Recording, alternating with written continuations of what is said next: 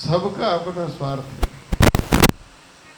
एक महाराज बाबा के यहाँ एक भगत था बालक, बाबा बड़ा उपदेश करते थे, वो बाबा की बात नहीं सुनता था। कहता महाराज आप कहते हो लेकिन घर के लोग तो मुझे बड़ा प्यार करते हैं, मेरी माँ तो है, उसका तो प्राण ही मुझ में बसता है, मेरे पिता और मेरी घरवाली। वो बहुत समझाए कि बेटा इस संसार में सब मतलब से प्यार करते हैं, समझ में ही ना आए।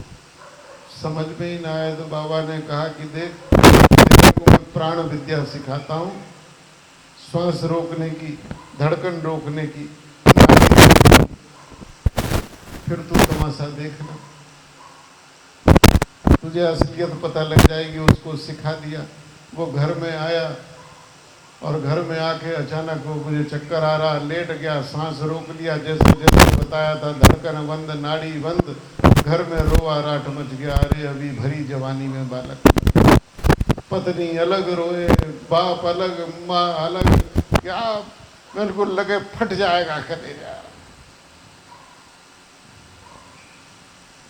अरे क्या हो गया, कोई बीमारी नहीं, कुछ नहीं, भरी जवानी में बालक चला गया। गांव इकट्ठा हो गया, गुरुजी भी सुनकर आ गए, सबने पैर पकड़ लिए, गुरुजी आप दया करो कुछ।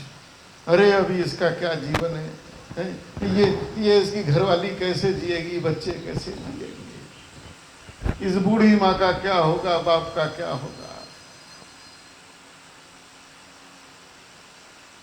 गुरुजी ने कहा कि भाई देखो अब हम इसके प्राण तो नहीं लौटा सकते, लेकिन हाँ ऐसा करो, एक दूध का कटोरा लेकर आओ, दूध भर के, कटोरे में दूध भर कर लाओ, थोड़ा सा इसमें बतासे डाल दिए कुछ फूंक के, लोग ले आए तो बतासे डाल दिए और कहा देखो भाई जब इतना प्यारा है, इसके बिना घर नहीं चलेगा, इसके बिना इनका जीवन नहीं रहेगा। वो बूढ़ा बाप और माँ कह रही है अरे इससे अच्छा भगवान मुझे ले जाता, इसे छोड़ जाता। तो देखो ये दूध का कटोरा पी लो, अब जो कटोरा पिएगा वो इसकी जगह ऊपर चला जाएगा और इसके प्राण आ जाएंगे। अब बाप को दिया, और जब बाप को दिया तो बाप कहने लगा महाराज मेरे कलेजे का टुकड़ा था, पी तो मैं जरूर लेता, लेकिन मेरी खोपड़ी पे सारे खानदान का भार है, मैं नहीं रहूंगा तो इस खानदान का क्या होगा। पी तो मैं जरूर लेता, इस अकेले का ही भार थोड़ी है मेरे ऊपर।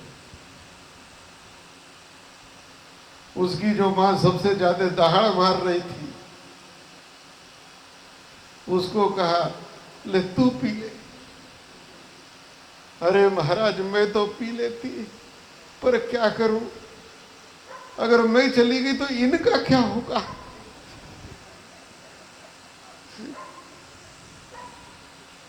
इनका क्या होगा।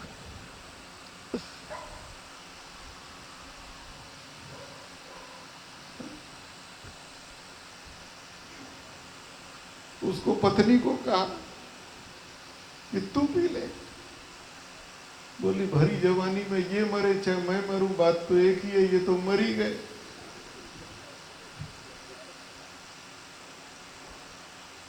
अभी मेरी आयु क्या, मैं तो दूसरी जगह।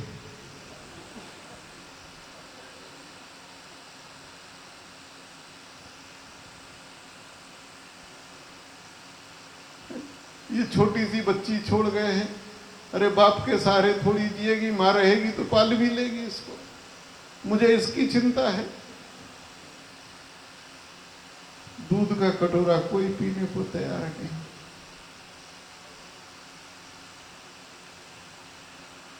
अब ये कैसे जिंदा हो। सब लोग इकट्ठा होके कहने लगे गुरुजी आपका भी तो ये कुछ लगता था, आपका भी तो चेला था।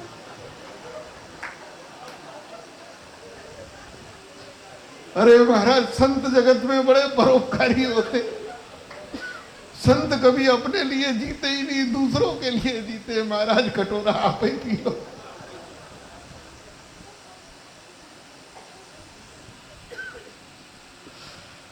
संसार बड़ा स्वार्थी है महाराज। गुरु जी ने कहा कि चलो चेला तो हमारा था, कोई बात नहीं भाई, तुम नहीं पीते तो हम ही पी लेते। अरे महाराज आपकी संत देखो कितने महान, कितने उदार, कितने परोपकारी। चला बाबा मर जाए, तुम मरो, सबको अपने मतलब की है भाई। ये संसार मतलब का है। सर्वत्र प्रसन्नता व्याप्त है, पर देवता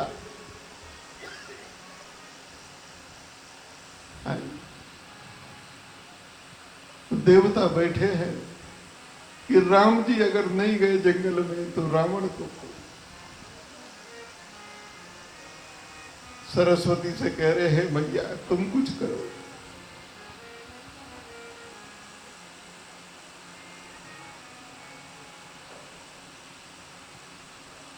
देवता मन ही मन कुचाली कुचक कर लग रहे, क्या करें।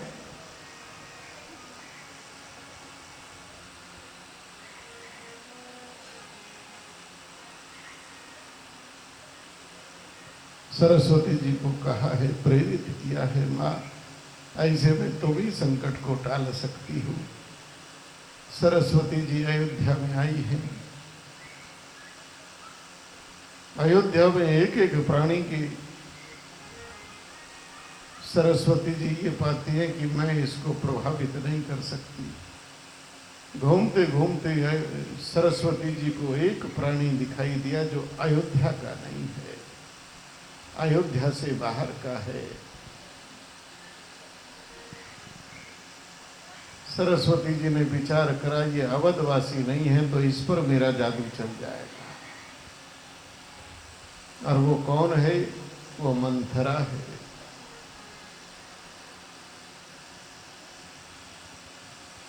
जिसका मन स्थिर ना रहे, स्थिर नहीं रहता, जो सदैव कभी इधर कभी उधर कभी उधर। और समाज में कुछ लोग ऐसे होते भी हैं, कुछ भी अच्छा हो उनको नहीं सुहाता। मंथरा ने देखा नगर सज रहा है, ये हो रहा है, वो हो रहा है। मंथरा को अच्छा नहीं लगा। और जब मंथरा को अच्छा नहीं लगा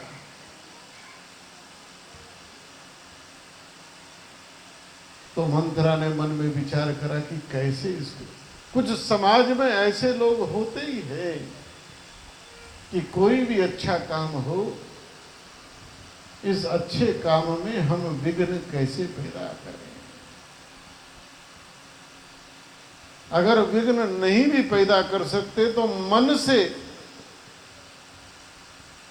इतना बुरी भावना से सोचते हैं।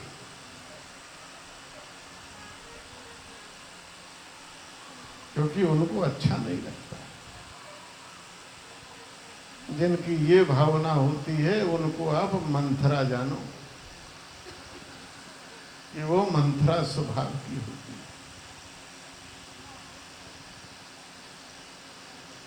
मंथरा आई है और आकर कैकेयी की मति को फेर दिया है। मंथरा की मति को सरस्वती ने फेरा है और उस सरस्वती की मति को मंथरा ने कैकेयी को सिखा दिया, पढ़ा दिया।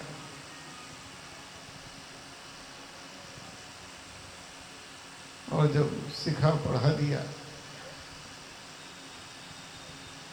कैकेयी ने ठान लिया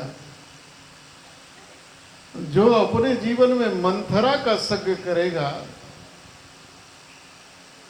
उसे कोप भवन में जाना पड़ेगा।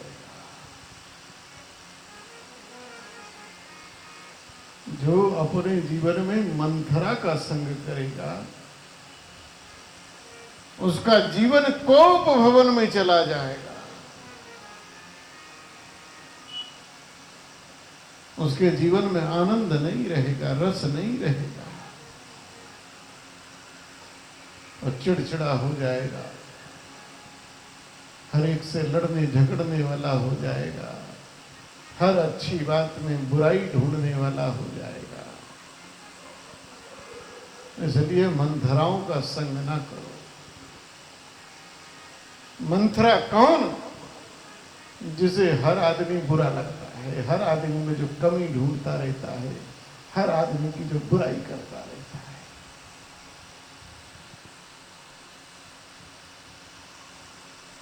वही मंथरा है। अच्छा, बुराई करने में आनंद बड़ा आता है, आता है या नहीं आता है? हाँ? चार लोग बैठ जाएं और फिर बुराई चालीसा चल जाए महाराज, अरे महाराज घंटों निकल जाए तब भी भूख प्यास तक, कितना आनंद आता है निंदा रस में। निंदा कितनी बढ़िया लगती है। कई लोग तो घंटों केवल इसी में लगे रहते हैं कि वो जो सोनिया का बेटा है और वो जो मोदी है, इन्हें ऐसे क्यों कर दिया, इन्हें ऐसे करना चाहिए, ऐसे, अरे घंटों लगे रहते हैं, समय की बर्बादी कर देते। कभी भी समय की बर्बादी ना करो व्यर्थ बातों में। जिसने जीवन में समय का सम्मान किया, समय उसका सम्मान करता है, समय उसको बलवान बना देता है। इसलिए अपना समय न गंवाओ व्यर्थ बातों। जीवन में सार्थक बातें होती हैं। अच्छा सोचो, और अच्छा सोचोगे तो फिर अच्छा ही करोगे, और जब अच्छा करोगे तो उस अच्छे करने का फल भी अच्छा होगा। बुरा नहीं सोचना चाहिए।